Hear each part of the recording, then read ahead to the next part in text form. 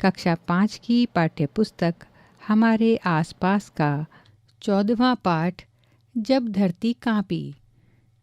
पृष्ठ संख्या 131। एक बुरा सपना। ओह, क्या हुआ? ओह, बचाओ बचाओ, जल्दी आओ। चारों तरफ चीखने चिल्लाने की आवाज़ें, पैरों के नीचे ज़मीन हिलती हुई और चारों तरफ भागते हुए घबराए लोग।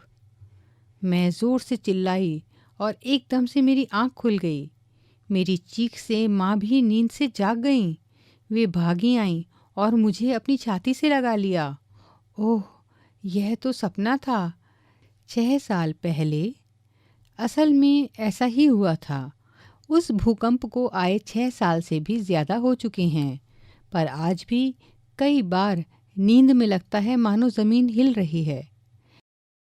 मैं गुजरात के कच्छ इलाके में रहने वाली जज़्मा हूँ।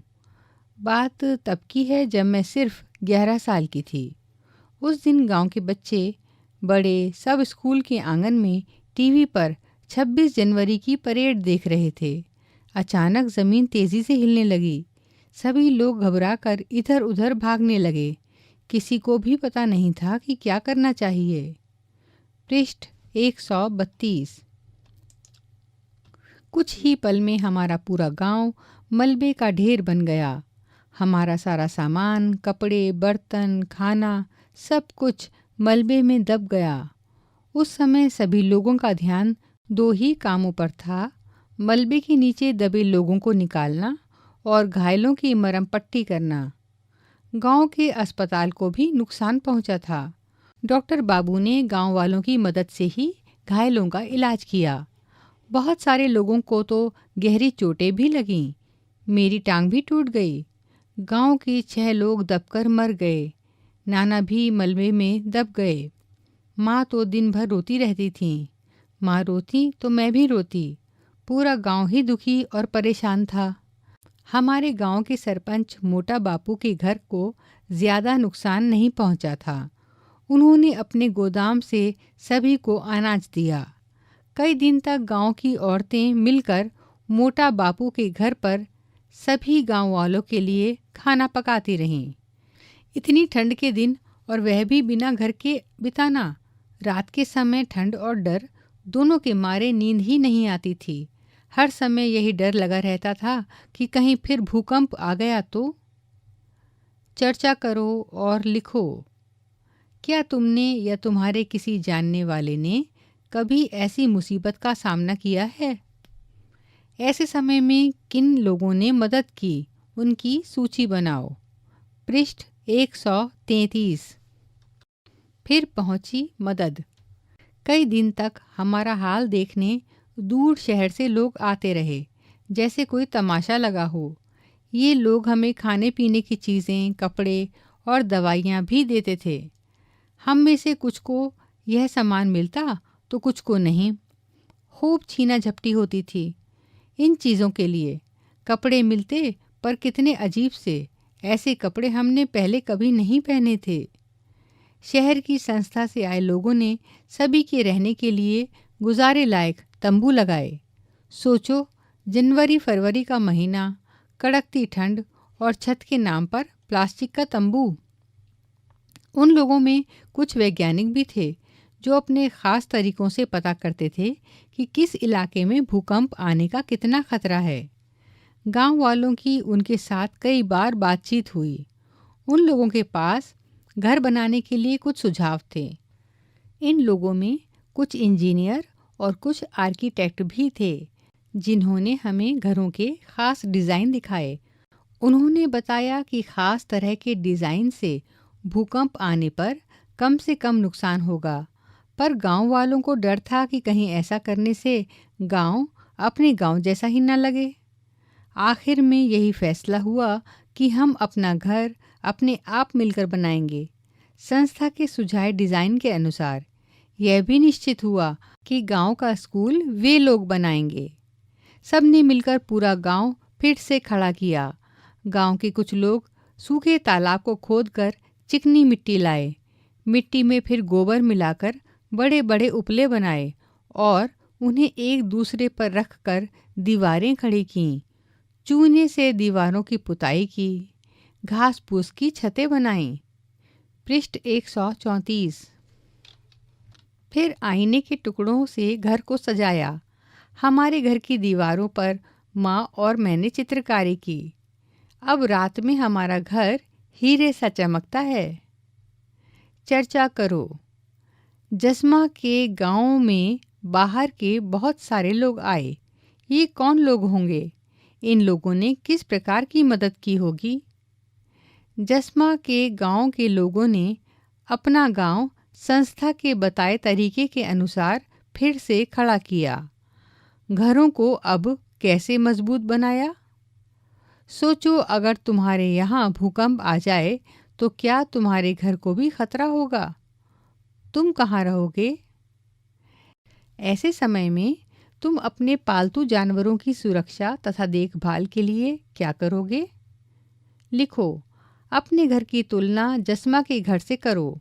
दोनों घरों को बनाने के लिए इस्तेमाल की गई चीज़ों की सूची कॉपी में बनाओ, जैसे जस्मा का घर कहाँ है, आपका घर कहाँ है, आदि। क्या क्या करें? संस्था के लोगों ने जस्मा के स्कूल में अभ्यास कराया कि भूकंप आने पर क्या क्या करना चाहिए। पृष्ठ 135। अगर हो सके तो घर से बाहर खुले में निकल आओ। अगर घर से बाहर निकल ना पाओ तो फर्श पर लेटकर किसी मजबूत चीज़ जैसे मेज़ के नीचे छिप जाओ। उसे पकड़े रखो ताकि वह फिसलकर तुमसे दूर ना जाए। कंपन रुक जाने तक इंतज़ार करो। चित्र में देखो, भूकंप आने पर क्या करोगे। चित्र में एक लड़का है जो एक मेज़ के नीचे बैठा है और उसने दोनों हाथों से मेज़ के पैर पकड़ रखे हैं। आओ इसी तरह तुम भी करो अभ्यास। करना है क्या जब हो भूकंप का आभास। क्या तुम्हें कभी स्कूल में या कहीं और इस बारे में बताया गया है कि भूकंप जैसी मुसीबत के समय क्या करना चाहिए? भूकंप के समय किसी मजबूत चीज़ के नीचे छिप जाने को क्यों कहा गया है? किसने की मदद? भुज में आए भूकंप की टीवी पर आई इस रिपोर्ट को पढ़ते हैं। अहमदाबाद, 26 जनवरी 2001। आज सुबह गुजरात में आए भूकंप में कम से कम 1000 लोगों के मरने की आशंका है। कई हजार लोग घायल हो गए। बचाव एवं राहत कार्यों में लोगों की मदद के लिए सेना के जवानों को बुलाया गया है। अहमदाबाद शहर में कम से कम 150 इमारतें ढह गईं। इनमें लगभग 1 दर्जन बहुमंजिली इमारत थीं। आज शाम तक इनके नीचे से कम 250 शव निकाले जा चुके हैं। कहा जा रहा है कि अभी भी कई हजार लोग ढह गई इमारतों के मलबे के नीचे दबे हुए हैं। बचाव कार्य तेज़ी से चल रहा है। शहर की शायद ही कोई इमारत होगी जिसमें दरारें ना पड़ी हों। भुज की हालत इससे भी ज़्यादा ख़राब है। चारों ओर डरे हुए लोग भगदड़ मचाए हुए हैं। जवानों ने स्थानीय लोगों के सहयोग से काम किया है। राहत कार्य के लिए देश और विदेश से हर तरह की सहायता के आश्वासन मिल रहे हैं। पृष्ठ 136। लिखो। टीवी की रिपोर्ट के अनुसार गुजरात में हज़ारों लोग घायल हुए और मरे भी। अगर यहाँ बनी इमारतें भूकंप से सुरक्षित होती तो क्या नुकसान में कुछ अंतर होता? क्या अंतर होता? ऐसे समय पर जब लोगों के घर ही नहीं रहे, तब लोगों को किस किस तरह की राहत की ज़रूरत पड़ी होगी? ऐसे में किन किन की मदद की ज़रूरत पड़ती होगी और किस काम के लिए? कॉपी में तालिका बनाकर लिखो। किन किन की मदद की ज़रूरत पड़ी? जैसे कुत्ता। काम में मदद, उसने क्या काम में मदद की? सूंघ कर जानना कि लोग कहाँ दबे हैं। इसी तरह आप भी तालिका बनाएं। चर्चा करो। क्या तुमने कभी अपने इलाके में देखा है कि आस पड़ोस के लोगों ने मिलकर एक दूसरे की मदद की हो? ऐसा कब कब देखा है? लोग अक्सर एक जगह पर पास पास क्यों बसते हैं? अगर तुम्हारा घर अपने इलाके में अकेला घर होता, यानी तुम्हारे आसपास कोई न रहता, तो कैसा होता? जैसे तुम किसके साथ खेलते? क्या अकेले डर लगता? सभी त्योहार और ख़ास मौके किसके साथ मिलकर मनाते? इत्यादि। लोगों को कई बार ऐसी मुश्किलों का सामना करना पड़ता है जिनमें जान और माल का भारी नुकसान होता है। कई लोग बेघर हो जाते हैं। पिछले कुछ एक महीनों के अखबारों से दुनिया में आए भूकंप, बाढ़, आग, तूफान आदि के बारे में समाचार इकट्ठे करो, उन्हें कॉपी में चिपकाओ। पृष्ठ 137। तुम्हारी समाचार रिपोर्ट। तुम अपनी समाचार रिपोर्ट तैयार करो जिसमें इन बातों का जिक्र हो: संकट का कारण, तारीख और समय, किस किस तरह के नुकसान हुए, जान, माल, रोजगार का नुकसान, कौन कौन लोग मदद के लिए आए और जिम्मेदारी ली, कौन कौन से सरकारी दफ्तर तथा अन्य संस्थाएं। क्या तुम्हारे इलाके में सभी लोगों ने भूखमरी, सूखा जैसी मुसीबतों का सामना किया है? ऐसे समय में खाने पीने की भारी कमी हो जाती है। अखबार से देश विदेश की ऐसी खबरें ढूंढो और उन पर रिपोर्ट तैयार करो। किसी मुसीबत के समय तुम्हें अपने इलाके में इनकी ज़रूरत पड़ सकती है। इनसे संपर्क करने के लिए तुम इनके फ़ोन नंबर तथा पूरा पता कॉपी में लिखो। इस सूची में कुछ और नाम भी जोड़ो।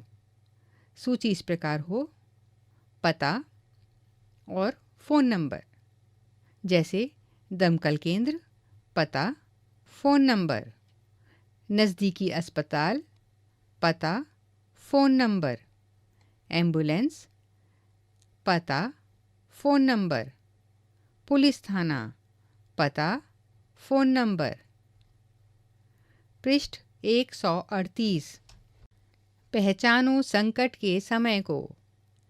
इन शब्दों की मदद से रिपोर्ट तैयार करो: बाढ़, नदी का पानी, घायल लोग, खाने के पैकेट, राहत कार्य, कैंपों में रहना, लोगों के शव, जानवरों के बहते शरीर, डूबे घर, आकाश से निरीक्षण, दुखी लोग, गंदे पानी से बीमारियां, बेघर लोग, सामूहिक भोजन, फंसे लोग। हम क्या समझे? बाढ़ के समय किस किस तरह की परेशानियां आती होंगी? चित्र देखो। यहाँ एक चित्र दिया गया है जिसमें एक महिला बाहर बच्चों को पढ़ा रही है। बाढ़ के बाद बच्चे किस तरह के स्कूल में पढ़ने के लिए आए हैं, बताओ और लिखो। बाढ़ के बाद भी जिंदगी को दोबारा पटरी पर लाने में और क्या क्या करना पड़ा होगा।